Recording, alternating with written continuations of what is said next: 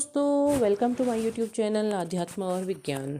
आज का जो मैं वीडियो लेकर के आ रही हूँ वे आप लोगों को शायद बहुत ज़्यादा पसंद आए। ये रीडिंग है उनके बारे में जिनके बारे में आप सोच रहे हैं, उनके अंदर क्या चल रहा है। आप लोग सेपरेशन में हो सकते हैं, नो कांटेक्ट में हो सकते हैं, ऑन एंड ऑफ कांटेक्ट में हो सकते हैं, और भी कुछ सिचुएशन हो सकती है। तो जो भी सिचुएशन है तो देख लेते हैं कि जिनके बारे में आप सोच रहे हैं उनकी एनर्जी क्या है। तो उनकी रीडिंग शुरू हो रही है द फूल से। द फूल कार्ड का मतलब आता है कि नोथिंगनेस, मतलब जो द फुल एनर्जी होती है ना, एक प्योर एनर्जी होती है। ऐसी एनर्जी होती है कि जिसको सही गलत का कुछ पता ही नहीं चलता है, बस वो कर लेते हैं और बाद में उनके साथ कुछ ना कुछ होता है। क्योंकि इसमें एक व्यक्ति बिल्कुल मस्तानी चाल में पहाड़ी की बिल्कुल ऐसी जगह पे आ गया जहाँ से नीचे गिर सकता है। एक डॉग है उसे रोक रहा है, लेकिन वो अपनी मस्ती में खोया हुआ है, तो वो उसे समझ में नहीं आ रहा है कि वो किस दिशा में जा रहा है। तो उनकी भी स्थिति ऐसी ही है कि वो किस दिशा में जा रहे हैं, क्या उनकी लाइफ में हो रहा है। पहले उन्होंने सोचा था कि मैं बहुत होशियार हूँ, बहुत बुद्धिमान हूँ और ये है और वो है, लेकिन फाइनली जो लाइफ में घटित हो रहा है वो उन्हें खुद भी नहीं पता है कि उनके साथ क्या हो रहा है। दूसरा कार्ड है सेवन ऑफ वेंड्स का कार्ड है। सेवन ऑफ वेंड्स का कार्ड का मतलब ये है कि काम बहुत है, बहुत सारा काम है, बहुत सारा काम कर रहे हैं। उनमें अपॉर्चुनिटीज़ भी हैं, ऐसा नहीं है कि काम में कोई फ़ायदा नहीं है, लेकिन काम बहुत है, बहुत सारा काम का लोड उन पर पड़ा हुआ है और वो काम कर रहे हैं। सब कुछ बैलेंस करने की कोशिश कर रहे हैं, सब चीज़ सही करने की कोशिश कर रहे हैं। हो सकता है उनकी फैमिली लाइफ में बहुत सारा वर्क हो, वर्क प्लेस में बहुत सारा वर्क हो, तो वो चीज़ें हैं। द स्टार का कार्ड है। द स्टार का कार्ड देखिए, एक तरीके से तो होता है कि स्टार की तरह चमकना, लेकिन इसमें हर बात सुख की नहीं होती है। क्योंकि इसमें स्टार के कार्ड में क्या होता है कि वो अपने इमोशंस को दो जगह पर रख रहे हैं। एक तरफ वो अपना पानी उसी जल में गिराते हैं जहाँ से भर रहे हैं, दूसरा वो बाहर गिरा रहे हैं। तो मतलब उनके इमोशंस दो अलग अलग तरफ को बह रहे हैं। हो सकता है कि दो ऐसी सिचुएशन हो उनकी लाइफ में, इसकी वजह से भी ऐसा हो सकता है। और उन्हें समझ नहीं आ रहा है कि उन्हें कहाँ किस इमोशंस को कैसे कंट्रोल करना है लाइफ में।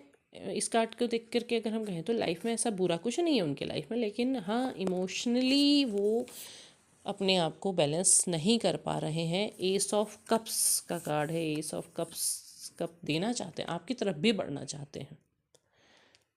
अंदर से इच्छा है कि आपकी तरफ बढ़ें, आपकी तरफ कप लेकर के आएँ, क्योंकि कप में से भी पानी ही गिर रहा है। इमोशन है, इमोशन मतलब कि वो शायद दिन भर काम में बिज़ी रहते हों, क्योंकि वेंड्स का कार्ड है। स्टार के कार्ड में भी यही दिखाई देता है, काम तो, लेकिन इमोशन उनके बह रहे हैं। इमोशंस को वो नहीं संभाल पा रहे हैं, उन्हें समझ नहीं आ रहा है क्या हो रहा है। 10 ऑफ स्वॉर्ड्स का कार्ड है। किसी ने उन्हें बहुत बड़ा धोखा दिया है। अब आप लोग ये भी कह सकते हैं कि अरे बहुत अच्छा हुआ, ऐसा नहीं। देखिए, चीज़ें होती हैं, परिस्थितियाँ होती हैं, बहुत सारे कारण होते हैं लाइफ में, लेकिन तो जो भी है वो उनके लाइफ, उनके कर्म। आप अपना कर्म क्रिएट मत कीजिएगा। तो 10 ऑफ स्वॉर्ड्स का कार्ड है। किसी ने बहुत बड़ा धोखा दिया है, पीठ में जो छुरा घोंपना जिसे कहते हैं वो दिया है। हो सकता है कि जिस सिचुएशन की वजह से वो आपसे दूर भागे थे, उसी सिचुएशन में उन्हें धोखा मिला है, या फिर कोई और कारण हो सकता है, पर उन्हें धोखा ज़रूर मिला है। अगर मैं अगला कार्ड कहूँ तो पेज ऑफ पेंटिकल्स का कार्ड है। पेज ऑफ पेंटिकल्स का कार्ड ये है कि हाँ, अपने वर्क लाइफ में भी वो अच्छा कर रहे हैं, पैसा बना रहे हैं, उस पर भी उनका ध्यान केंद्रित है। मतलब जब उनके साथ इस तरह का हुआ है तो वो ये सोच रहे हैं कि भाई अपना फाइनेंशियल लाइफ अच्छी की जाए, वहाँ पर ध्यान दिया जाए, उस पर देखा जाए। 3 ऑफ वेंड्स का कार्ड है। 3 ऑफ वेंड्स का कार्ड ये बताता है कि अपॉर्चुनिटीज़ हैं, मतलब कि चीज़ें बदल सकती है, पर उनका ध्यान उस तरफ है ही नहीं। उस तरफ वो जानबूझ करके भी नहीं देखना चाहते हैं। काम भी है, अपॉर्चुनिटीज़ भी है, पर उस तरफ वो जानबूझ करके नहीं देखना चाहते हैं, क्योंकि जो है उसी पर बहुत ज़्यादा व्यस्त हैं, उसी को बैलेंस करने में है। एस ऑफ पेंटिकल्स का कार्ड है। तो एस ऑफ पेंटिकल्स का कार्ड ये बताता है कि लाइफ में जो धन है या सम्मान है, जो समृद्धि है, वो आ रही है। एक खूबसूरत रास्ता आगे को बन रहा है उनके लिए। फाइनेंशियली कहूँगी तो उनके लाइफ में कोई दिक्कत नहीं है, सब कुछ ठीक ठाक चल रहा है। काम का प्रेशर है, लोड है, धोखा है, इमोशंस है, इमोशंस बहुत ज़्यादा बह रहे हैं, इमोशंस उनको समझ में नहीं आ रहे हैं।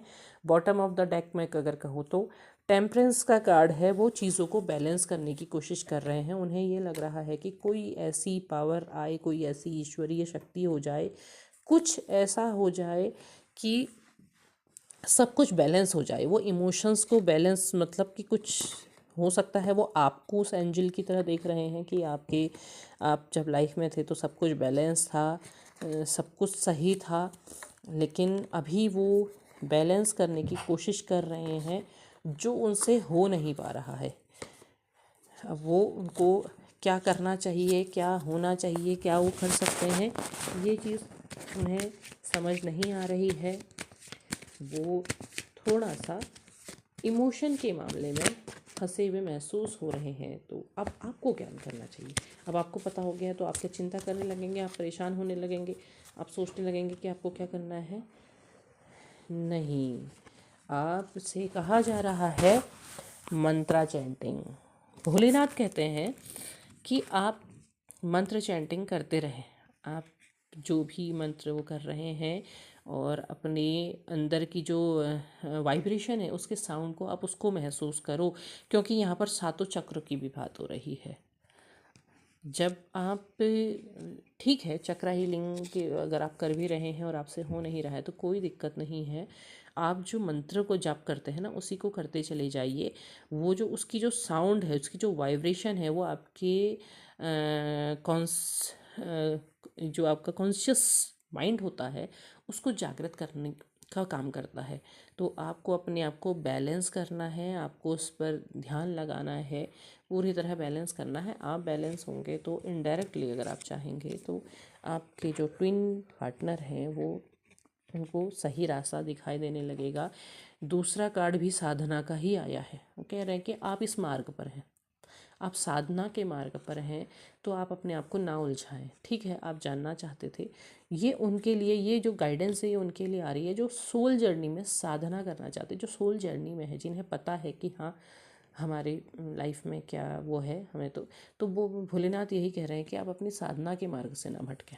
आपको साधना करने की ज़रूरत है। जो मंत्र चैंटिंग आप कर रहे हैं वो करते रहिए, जो आप अपनी स्पिरिचुअल प्रैक्टिस कर रहे हैं वो करते रहिए, और उसी स्पिरिचुअल प्रैक्टिस को जो है उसे क्लेम कीजिए।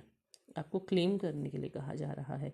अगर आप चाहते हैं कि बैलेंस आए लाइफ में तो उस बैलेंस को क्लेम करें।